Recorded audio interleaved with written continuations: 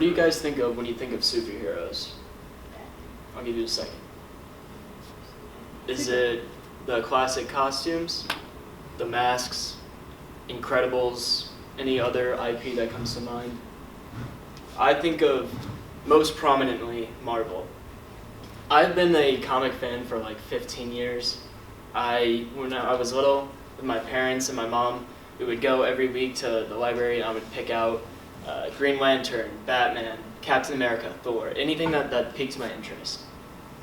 But I also, when I look at superheroes, I think of prominence and numbers as well. I'm a numbers person, and compared to DC's $27 billion worth of revenue, or like net worth, Marvel smashes out of the water with $47 billion, nearly double. And I think that's just one of the many reasons why Marvel is absolutely better than DC. Okay. My validity. Why should I be giving this speech? Why should I be the sound voice? As far as you can see, all of these are stuff I've either done, had, or watched. All these things in the middle, Superhero Squad and the 2 X-Men and Ultimate Spider-Man, I watched all of those religiously when I was little. I was the biggest X-Men fan, the most. I really liked Magneto, and then all of the Marvel Studios movies, I've watched all but maybe 4. X-Men movies were always my favorite. This is my Funko Pop collection. I have like 115, something like that, and then these are the comics that I have. That's just a small backstory. I also bought a Marvel Unlimited subscription for like 2-3 months, and I read a lot of stories from that as well. So before we talk about why Marvel's superior to DC and other comic companies, we gotta first talk about the history. Around the late 40s is when Timely Comics started, which quickly became Atlas, which quickly finalized into Marvel. It was originally made to commercialize and profit off of the popularity of comics. But first it was horror comics being made, it was action comics, westerns, and superheroes. And it quickly changed to Atlas in the 50s, like early 50s, and then it finalized into Marvel in the 60s.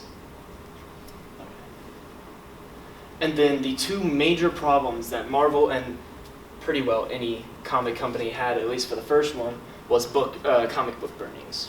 It's pretty similar to book bannings, except they literally just took the bin of comic books they had and just tossed them into the fire and just burnt them.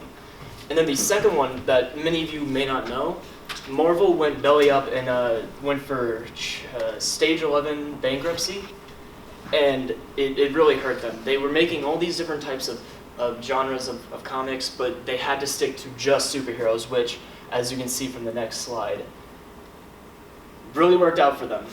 I think the most prominent feature is there are many fans making movies in chronological order. And I don't think any industry can be invalid without saying that if you have to have a list of how to watch stuff in order, it's pretty prominent. And as you can see, they've stuck with the same thing, which is another thing I was going to talk about, consistency. Marvel has stuck with the same kind of movie poster, movie picture, and then also the movie as a whole is stuck to a pretty relative stage of events. And we'll talk about that later. But for now, this is some of the major comics that have been made by Marvel and the Marvel IP. You have Civil War, which was made into a feature film. You also have Infinity, which is loosely based on Infinity War and Endgame. And then you have a whole bunch of other various comics from X-Men, Deadpool, Spider-Man, both Spider-Men, Miles Morales, and normal Spider-Man. And you also have Star Wars. Because Marvel was bought by Disney for $4.4 billion in 2009, they also inherited Star Wars, so they were able to make Star Wars comics off the top of that as well.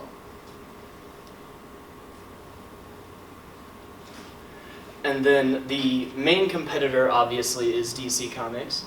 And I see a lot of these be mentioned as major combatants, at least for the film industry and one for the comic industry, as to why DC is better. And maybe some of you already know, Dark Knight is my favorite movie of all time. It's my favorite superhero movie of all time. I think it's just brilliantly made. But as you can say, as I said before, consistency is key, and DC does not have that for movies. Green Lantern is a great addition for that. As you can see, 3 other comics or TV series. Teen Titans was also super prominent. Batman the Animated Series, and then Batman the Brave and the Bold were 2 or 3 really good examples as counter arguments. And then this comic, which I've read and it's really good, The War of Jokes and Riddles. It pits Joker and Riddler against each other to kill Batman. And those are the major things, but I want to talk about why, at the end of the day, DC is still less than Marvel. As you can see, the first problem is teams. Think of a couple of different teams for Marvel. What's your question? Oh, it's telling you time. Oh, okay. Marvel. Marvel has a lot of teams. It's got, obviously, Avengers, X-Men, Fantastic Four, the Spider-Verse, all those other various teams. Whereas for DC, the only one that comes into my head is Teen Titans and Justice League. The other, a bit more complex thing I was talking about was consistency. As you can see, again, all of these have pretty good consistency, and all those movies fit along the same script and narrative. There's a lot of humor in it. There's a lot of action as well. And then DC just has random problems with theirs, like Green Lantern being a little yikes, and then like really good ones like Dark Knight, and then kind of mediocre ones like the Wonder Woman, Superman movies. Some of them are pretty meh. And then the third one I want to talk about, which may be most important for movie viewers, is DC is super dark. DC is very realistic, very sad, very detailed in their depressive almost manner. Whereas Marvel, you know, the latest ones really dive into it, but it's a lot of comedy, it's a lot of humor, and it's also a lot of storytelling and a bit of action as well.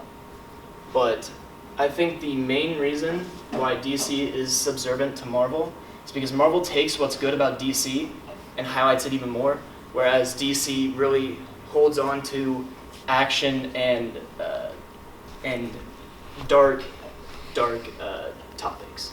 So I hope next time you pick up a timeless classic comic, you pick up a streaming service you wanna binge watch, and any movie that you want to watch, I would very highly suggest Marvel, so you can marvel at the possibilities. Oh.